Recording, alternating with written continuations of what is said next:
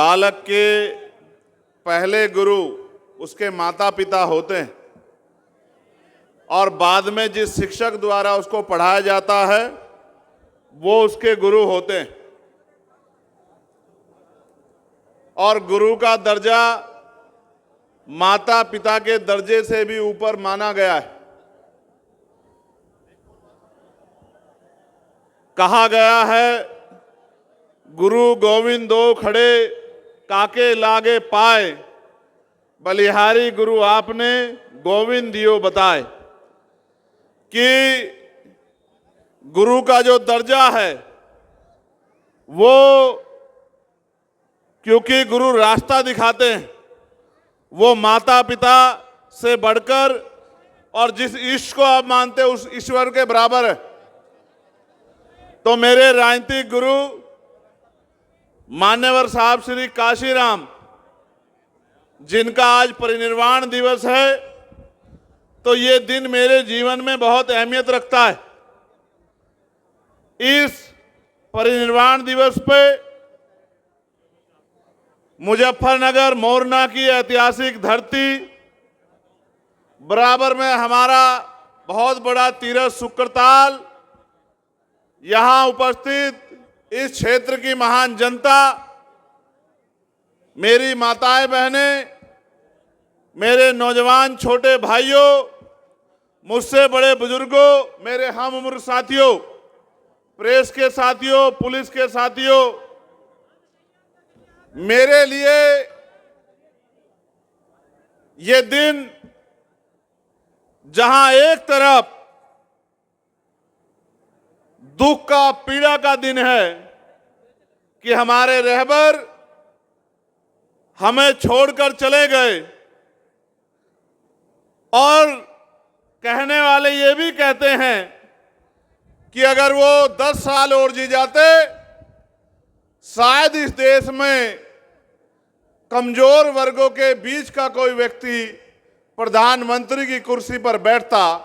किसान, कमेरा, नौजवान, गरीबों का सच्चा हितैषी, महिलाओं का रक्षक इस देश की सर्वोच्च कुर्सी पर बैठता। लेकिन जब वो चले गए हैं तो अब रोने चिल्लाने से कुछ नहीं होने वाला।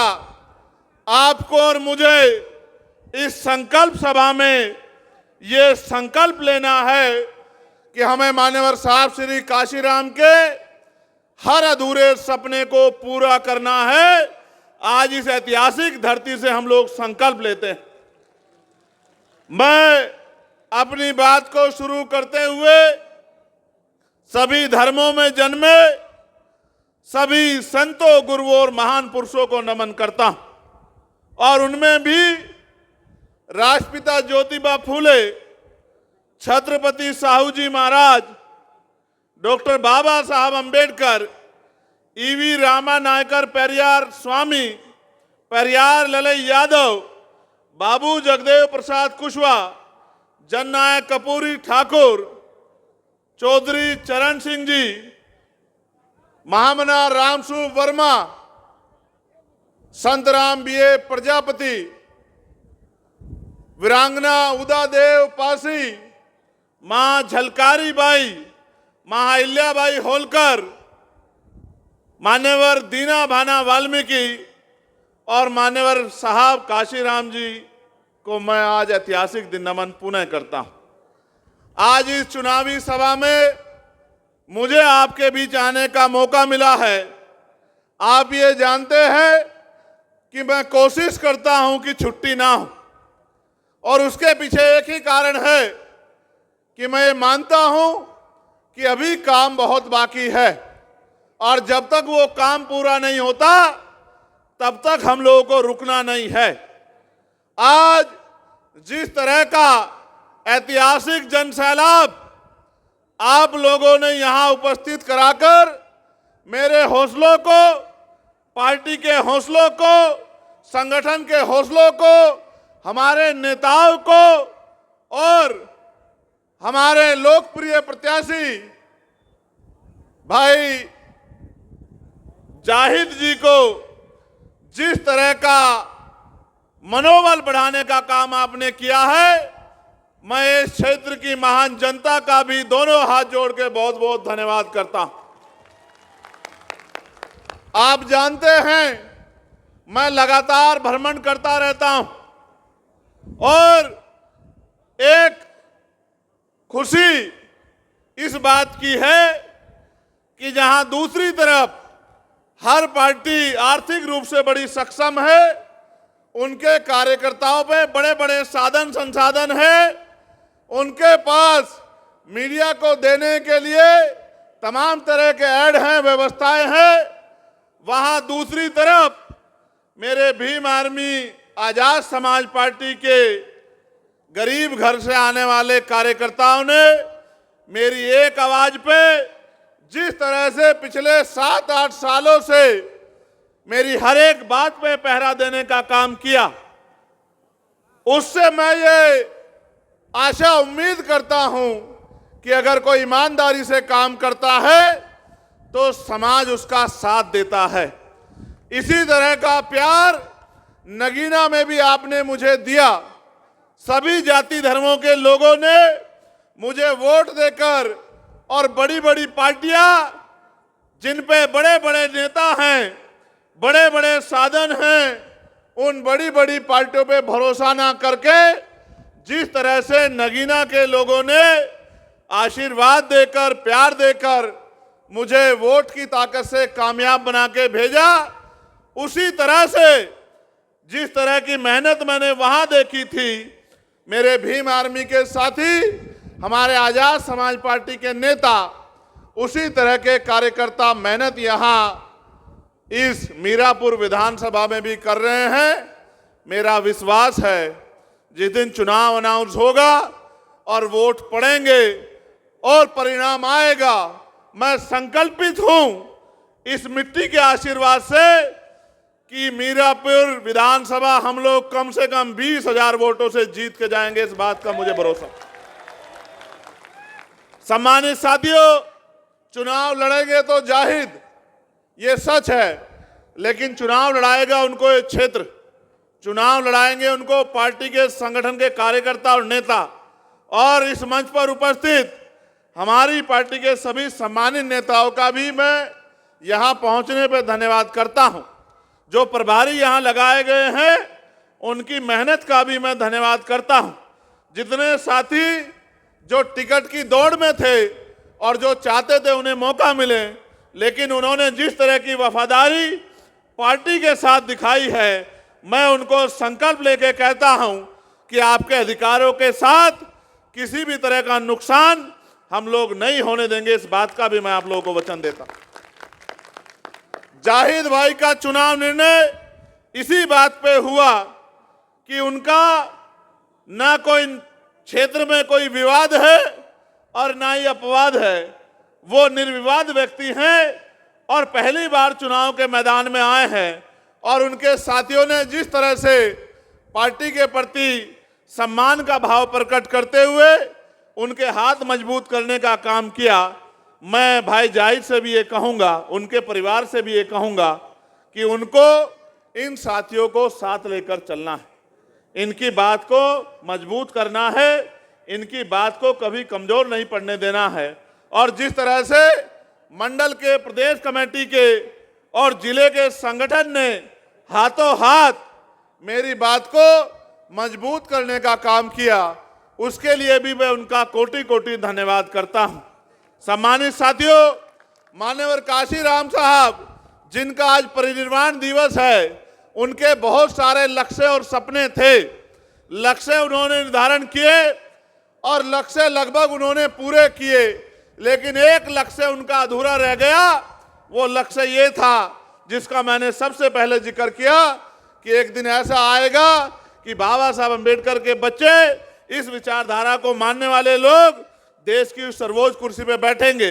उनकी औलाद होने के नाते, उनके अनुयायी होने के नाते मेरी, आपकी, हम सब की ये जिम्मेदारी बैठती है कि हम उनके अधूरे सपने को पूरा करें। करना चाहिए नहीं करना चाहिए बताओ? अगर कोई पिता अपने बच्चों के सामने किसी काम को अधूरा छोड़ कर चला जाए तो उनके बच्चों की ये जिम्मेदारी बनती है नहीं बनती है कि उनके अधूरे काम को पूरा करें। मुझे दोनों हाथ उठा के बताओ कि इस काम को पूरा करने में मेरी मदद करोगे नहीं करोगे? तो आओ फिर मेरी बातों पे गौर करो। आप जानते हैं देश जब आजाद हुआ 15 अगस्त 1947 को, मैं बार बार समझाता हूं और आज फिर आपसे कह रहा हूं और आपकी बात समझ में आएगी। मैं इस बात की भी गारंटी देता हूं, मेरी गारंटी मोदी जी की गारंटी जैसी नहीं है जो कभी पूरी नहीं होती। मेरी गारंटी तो वो गारंटी है जो पूरी भी होगी और जिस दिन पूरी होगी आपको एहसास भी होगा। मैं आपको विश्वास दिलाता हूं, जब आप मेरी बात को यहां से सुन के घर की तरफ लौटेंगे और अगले कुछ समय इस पे पहरा देंगे तो आपको एहसास हो जाएगा कि मैंने आपको किस माध्यम से क्या समझाया। तो जब 14 अगस्त 1947 को देश अंग्रेजों के अधीन था, जिस व्यक्ति की जेब में 100 रुपए थे, 15 अगस्त को आजाद होने के बाद 16 अगस्त 1947 को उसकी जेब में 100 ही रुपए थे। 14 अगस्त को जिसके पास 1 बीघा जमीन थी, 16 अगस्त को आजादी के बाद भी उसके पास 1 बीघा जमीन ही थी। और 14 अगस्त को जो नौकरी पे नहीं था, आजादी के साथ नौकरी नहीं मिली, 16 तारीख को भी वो बेरोजगार ही था। बदलाव ये हुआ कि हम अंग्रेजों के गुलाम थे, अंग्रेजों ने पावर जो है यहाँ की सरकारों के हाथ में दे दी। अंतरिम सरकार पंडित जवाहरलाल नेहरू जी के नेतृत्व में बनी, लेकिन असली आजादी किसान कमेरे नौजवानों को तब मिली जब इस देश में 26 जनवरी 1950 को बाबा साहब अंबेडकर का संविधान लागू हुआ। उस संविधान से क्या परिवर्तन हुआ? उस संविधान से परिवर्तन हुआ कि सभी लोग इस देश में बराबर होंगे। जो गैर बराबरी है, लोकतांत्रिक व्यवस्था उस गैर बराबरी को खत्म करने का काम करेगी। कैसे? जिसके पास जमीन नहीं है, सरकारें बनने के बाद उनको जमीन देके जो है उनको इस गैर बराबरी से मुक्ति दिलाई जाएगी। जो पढ़े लिखे लोग हैं उनको रोजगार दिलाने का काम किया जाएगा। जो नहीं पढ़े लिखे हैं उनको पढ़ाने का काम किया जाएगा। जिसके सर पे छत नहीं है उसको छत देने का काम किया जाएगा। जो जाति के आधार पर गैर बराबरी है, ऊंच नीच है, इसको संविधान 26 जनवरी 1950 को पहले दिन से खत्म करता है। आज के बाद जाति धर्म के आधार पे ऊंच नीच नहीं होगी, हर व्यक्ति बराबर होगा और कोई जाति धर्म के आधार पे किसी का अपमान नहीं कर पाएगा। उसी तरह से धर्म के आधार पे सब लोगों को बराबरी होगी, सब अपने धर्मों को मानेंगे, सब अपने धर्मों की पूजा उपासना अर्चना करेंगे। कोई किसी को धर्म के लिए बाध्य नहीं करेगा कि कोई किसी धर्म को माने या कोई किसी धर्म को ना माने। ये सारी तरह की बराबरी, यानी कि इंसानों को बराबरी का अधिकार और इज्जत की जिंदगी और अधिकारों के साथ जीने का अधिकार 26 जनवरी 1950 को मिला। और जिम्मेदारी सौंपी गई सरकारों को कि सरकार अंतिम व्यक्ति की पीड़ा को सुनने का काम करेगी। लेकिन आप एहसास करके देखो, आजादी के 75 साल बाद हमें क्या मिला है? आज भी हजारों लोग ऐसे हैं या लाखों लोग ऐसे हैं जिनके सरों पे पक्की छत नहीं है। मैं अभी दिशा कमेटी की मीटिंग में बिजनौर गया था। पिछली बार हमारे यहाँ 937 मकानों का लक्ष्य था, इस बार फिर अभी भी लक्ष्य है।